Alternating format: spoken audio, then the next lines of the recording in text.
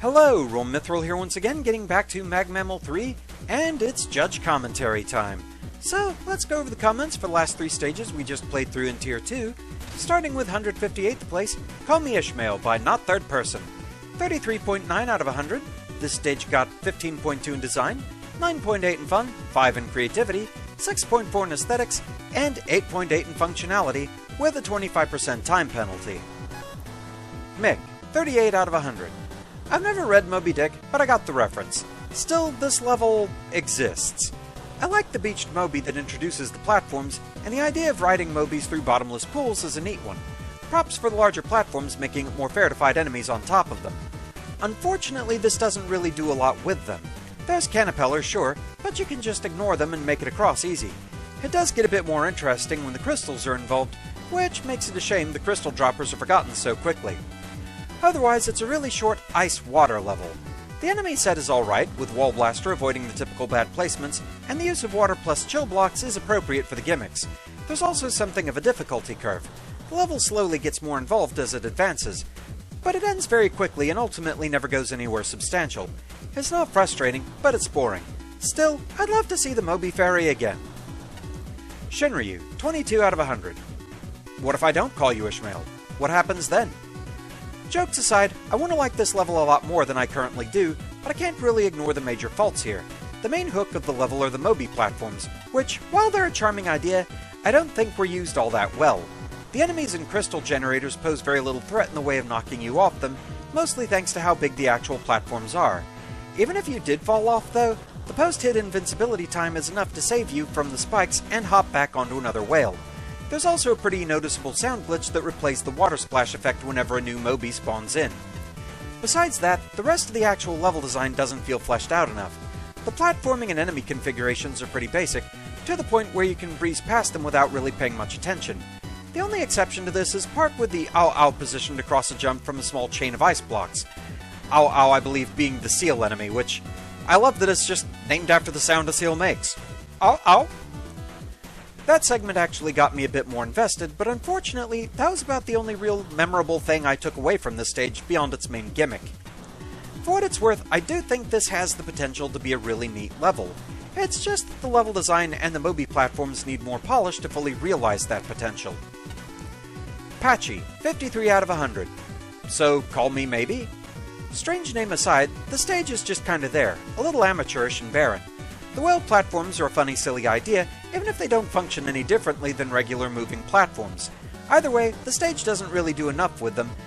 They're there to pitch you a ride over a pit here and there, but that's it. The stage could have used more expansion to have its main gimmick utilized more. Other mischievous quirks of the stage include weird splashing sound effect when the whales spawn and move into the room from off-screen. Some background tiles get cut off, especially with the chill block where the water is missing entirely. Oh, and Splash Woman is here, I guess. Hi! Flashman85, 61 out of 100. Some minutes ago, never mind how long precisely, having little or no zenny in my purse and nothing particular to interest me on shore, I thought I would sail about a little and see the watery part of the world. It was visually homogeneous and full of tiling mistakes, and I fell into an unmarked bottomless pit and died. Hang on, that's a terrible story. Let me start again. I know it's not the most professional level in the contest. For starters, there are some obvious issues with missing water collision and rapidly repeating sound effects, but the music is pleasant and the design gets things right that so many other levels get wrong. Introductions, difficulty progression, challenges, power-ups, checkpoints, layout, length. It is so refreshing to spend under 5 minutes beating a level that has a logical flow, clearly defined sections, a balanced difficulty, and a structure of teaching and then testing the player. I enjoy when familiar enemies are repurposed as something unexpected, so it charms me to spend so much of this level riding Mobis. Mobis? Whales. There's definitely room for improvement. The first section has a lot of empty space, the last section gets repetitive, Wall Blaster is underused, and Rush Jet can bypass most of the level without trying. But there are also some very solid setups. Ice blocks are consistently used well, especially with that one Ow, and falling crystals pair really well with whales.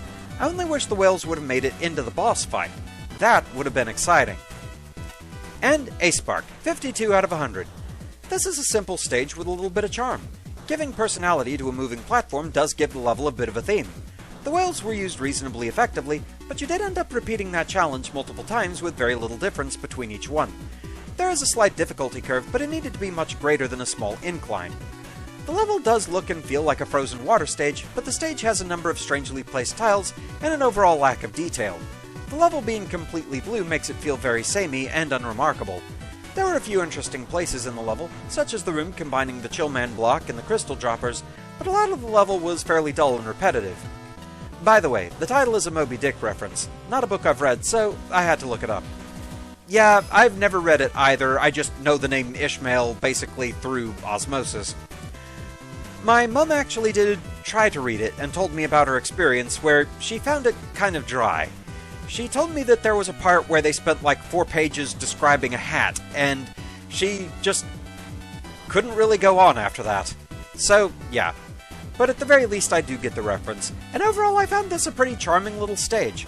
I have to wonder where it would have placed overall if it hadn't had the time penalty. But yeah, a little polish here and there, a bit more refinement of the gimmick, and I think you really had something with this one. Nice cute whale platforms. So next up we have 157th place, Grassy Plains by Raptar8. 34 out of 100, this stage got 10.8 in design, 6.6 in fun, 5.8 in creativity, 4.4 in aesthetics, and 6.4 in functionality, with no penalties. Mick, 36 out of 100. At first this didn't strike me as great, but I was at least intrigued. Not many levels use Grassy Plainlands for their visuals, and that gave the level something unique. It also had some neat toys, including bounce platforms on rails, some baffling pit rescue service that doesn't always work, and these broken down crash lifts which don't get nearly enough use for what they're capable of, on top of an ineffective intro. And, weirdly enough, double Hanabiran works okay on a flat surface. Again, not great, but it at least had a good start. And then, we randomly switch to this generic challenger from the future cave, and my interest takes a nosedive. There's still some interesting elements, such as the random Wanderbell River, and the reskinned Bomb Man guy has a neat sort of concept behind him. I think it's cute to turn the jumping sprites into an indicator of where he'll come out, but otherwise, this loses a lot of its former charm and turns into something completely boring. I wasn't sure what to expect from this, but wow, what a disappointment. Shinryu, 24 out of 100. Well, the first half resembles the level's namesake at least. I'm not sure why it switches to a cave setting midway through, but it definitely caused some mild confusion during my first playthrough. I would say this is just a minor oddity with the level's theming, but the sudden shift in ideas doesn't stop at just the visuals. The whole level suffers heavily from the one and done problem, where a gimmick or enemy will show up for a little bit and then is never seen or heard from again for the rest of the stage. It's unfortunate, seeing as it has 2 rather interesting custom gimmicks in the first half, the deteriorating Crashman lifts and the bouncing platforms on rails. Both of these have the potential to be fun gimmicks, but they end up feeling very mishandled here. The platforming surrounding them, and the other gimmicks for that matter, is very awkward, especially in the rooms that come after the 2 Hanabirans. The deteriorating platforms are used a total of 3 times, the first of which you can easily skip interacting with, while the bounce rail segment is made slightly annoying thanks to how easy it is to ricochet off the other spring spheres, especially that first cluster. The bad visual conveyance here doesn't help, as part of the platform's path doesn't have any rails to show where it leads. Yeah, that didn't really feel super great. The second half of the stage shares most of the same issues as the first half, barring certain things, like the music is now looping properly. However, it feels strangely empty by comparison. The room layouts are overly basic, even when doing some more intricate gimmick usage, such as the reverse gravity room or the water current segment. Granted, the first half wasn't all that exciting either, but its challenges were at least a little bit more engaging. All in all, it really makes me wish the level had just focused on its 2 custom gimmicks, rather than shifting between different ones for 2 relatively short halves of a stage. Patchy, 49 out of 100. Cavey Caves may be included. Weird aesthetics and overall a rather awkward stage to get through. The primary detriment is that the stage often fails to convey what the gimmicks will do or are actively doing to the player. It took me a while to understand why the line-guided bouncy balls sometimes bounce you and sometimes don't. They bounce you if the line is in the off state. Yeah, the fact that the ball graphics don't reflect that, and the player was never introduced to it in a more controlled environment, was a fairly annoying experience to say the least. Same goes to the weird, almost glitch-looking Crashman platforms. Their whole concept is that they just disappear if you stand on them for too long, but the graphics just don't convey what it's gonna do, like the bouncy balls again. Yeah, I didn't at all get that that's what those were doing. Gonna love dealing with airborne homing enemies as you stand on a tiny platform. Just don't fall off, forehead. The second half just feels like a completely different entry, coupled with different theming and background music, and none of the gimmicks really carry over, except the random gravity flips. The water current gimmick, again, has no graphics to immediately convey that the water is in fact pushing you. It took an unfair death to realize what was going on initially. The boss is just a Bomb Man reskin that has somewhat confusing sprites. The arena is smaller to make it a little bit more tricky than his original incarnation, so that's at least something. Flashman85, 24 out of 100. I want you to play this level like I did, picking apart the details and trying to break everything. Sigh at the self-depreciating sign setting the level up for failure. Take in the unappealingly basic surroundings, but appreciate the graphical flair of the parallax clouds. Enjoy the understated soundtrack, and try not to think about the improper looping and melange of audio styles. Recognize that the rail-guided platforms have creative merit. Consider that the crumbling platforms need a proper destruction animation, as well as bits of debris falling off to clearly communicate what's going on. Yeah, I didn't at all get that those were falling apart. Criticize the bouncy platform trains for their non-existent learning curve, inappropriate use of invisible rails, and failure to look like they belong against a blue background. Ponder why the level title only refers to the first half. Raise an eyebrow at the Drillman switch and the key gate, which waste time and muddy the challenge focus. Lament that most challenges are either empty and dull or egregiously unfair, and that more checkpoints are needed. Marvel at how a body of water can look perfectly still but contain rushing water, and at how the water abruptly disappears when its purpose has been fulfilled. Observe that the only way to determine what's a downward screen transition and what's a bottomless pit is to throw yourself in. Reel at the boss's incomprehensible appearance and inconsistent vulnerability to magnetic shockwave. Replay the level and avoid almost every challenge with Rush Jet. Enter every screen transition with the intent of crashing into something on the other side. Notice the invisible solid objects riding around on the moving platform tracks. Oh dear. See what claustrophobic nonsense you can achieve with Magnet Beam when gravity is reversed. Hop on Rush Bike and push against the wind for a truly surreal experience. Was there wind somewhere? There's a lot to work on for next time. Ace Spark, 37 out of 100. How the springs on wires are taught is so poorly introduced that I almost asked the dev team if the stage had broken. Given that is the core mechanic in your opening area, not the best of starts. Still, I can't go too hard on this really. It's clearly a beginner's effort, so I'll just quickly point out what needs fixing for future stages. Several screen transitions straight up kill you if gone through wrong, either by being shunted out from a wall or just plain not having a floor to stand on. Suddenly invisible wires that you need to know exist, and let's just say the music looping in this stage was unique. Yeah, this is a level that was not really tested now, was it? And areas in the final portion of the stage often feel tacked on and are frequently just devoid of any content, or with a gimmick showing up once and never again. Stick to just a few, otherwise the level really does feel also devoid of challenge. Another recurring issue is the death pits simply aren't labeled as such via graphical changes.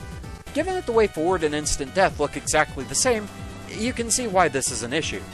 All that said, I think the idea of wire riding springs has potential, and honestly, the water rush at the end of the stage is a fun idea. That was an attempt at a new Robot Master. It's cute.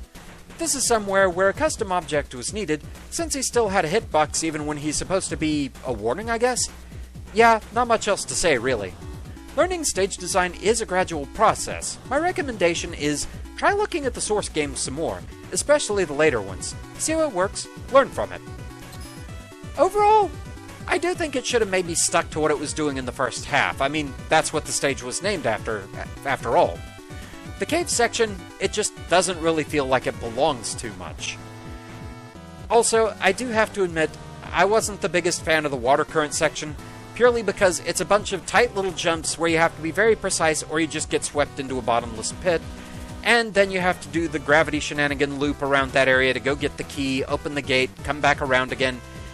It's not as tedious as something else I went through recently, but it does still break the flow a little bit, I would say.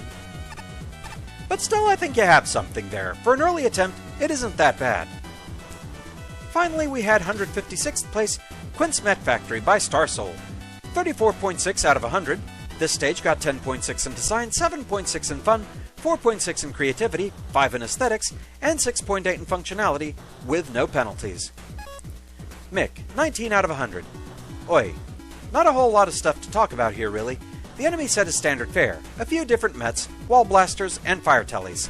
The fire tellies are somewhat effective on conveyor belts, but otherwise the enemies here largely exist to be shot at, nothing else. The gimmicks aren't a whole lot better. The water platforming is nothing we haven't seen before, and outside of the fire telly combination, the conveyor belts are similarly standard. The purple acid pools that turn red are a little odd. Wonder if that was fixed or I just somehow avoided seeing that. And they're probably the most interesting aspect of the level with their timing challenges. Unfortunately, the most noteworthy aspect of the level would be the broken checkpoints, at least when I was playing it. The checkpoint unlocked at the giant Met Cannon is for the room below it, allowing you to skip the boss entirely with retries. Oh dear. More importantly, the checkpoint for the Quint training area is completely busted, taking you out of bounds and forcing you to restart the entire level. Stumbling on that was not a pleasant experience.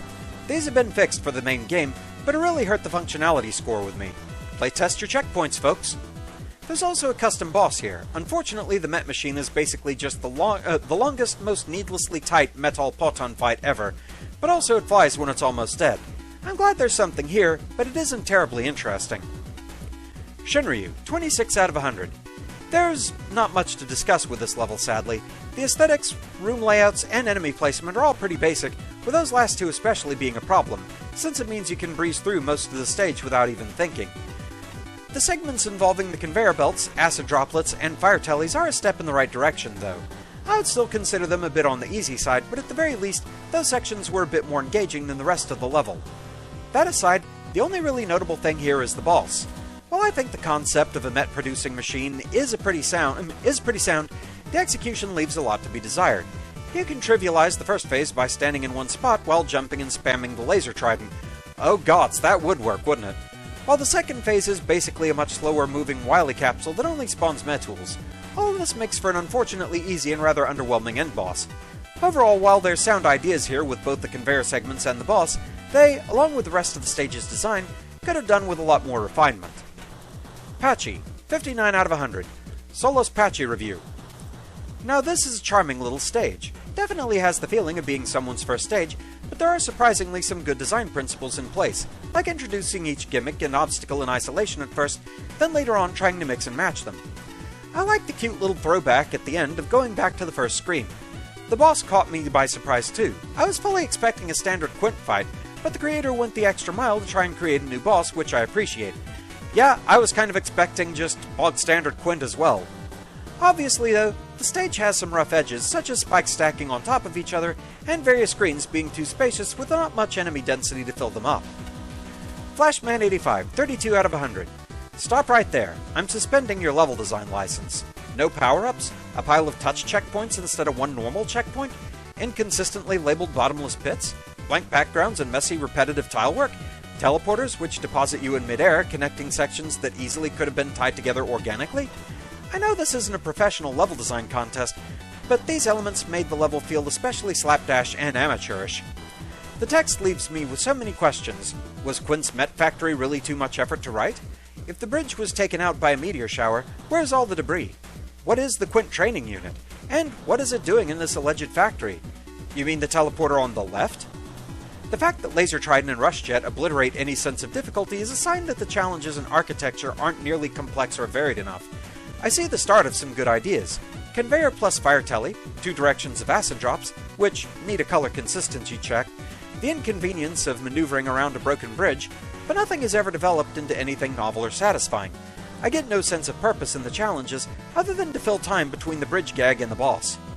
I love what the boss could have been, but crippling weapon vulnerabilities, a dull middle form, a lack of visual polish, e.g. Quint not mashing the controls like Wily and Cossack did, limitless enemy spawning, no protection from enemies while the final form powers up, almost inaudible final music, and the possibility of the final form drifting out of the arena forever, oh dear. Wrecked the whole thing. At least there's a Yasichi. So, I guess that's one power-up. Reasonable length, adequate checkpoint frequency, and appropriate music show some potential. If you promise me you'll plan, polish, and playtest harder next time, I'll let you have your license back. A-Spark, 37 out of 100. The boss is kinda cute, even if the challenge is backwards, since you reduce its attacking options as you whittle it down. Its first phase is incredibly basic. I think you could afford to give it different attacks as it lost parts. Overall, it just needed to do, well, more things. Even the second phase amounts to not much more than what the first phase offered. I will say, fire tellies and conveyors do end up providing the more interesting element to the stage.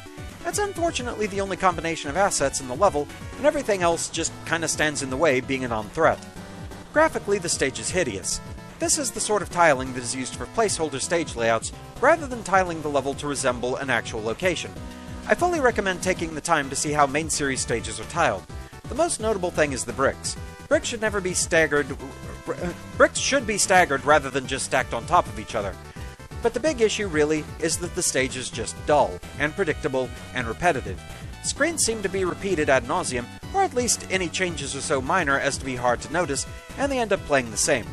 And unfortunately, the boss can wander off screen in the second phase, and his respawn flags and ranges have been configured incorrectly, therefore he can despawn, resulting in a soft block, as there's no longer a boss to defeat.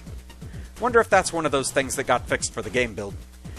This is clearly a first attempt, I think, but the reason it ends up being an unfun stage is fairly benign at least, which hey, is better than the alternatives. Look at level maps, you can find them online and with enemies and assets on the maps, from Mega Man 3 onwards, and pay attention to how the stages are put together, and compare your stage. Overall, this one wasn't too terribly bad, though yeah, I did notice some kind of weird things with the checkpoints. I felt like they didn't happen as you walked into a room. There was one I just stumbled across out of nowhere midway through a room. And there was one oddity I did notice with the final boss, and that's the fact that Mets would spawn in even as the sections were destroyed, depending on where you scrolled the screen. If you scrolled part of the screen back in where one of the Met dispensers was, even if you destroyed it, another Met would appear there, so that was a little bit weird. But other than that, not bad. Decent effort. I think this one was okay.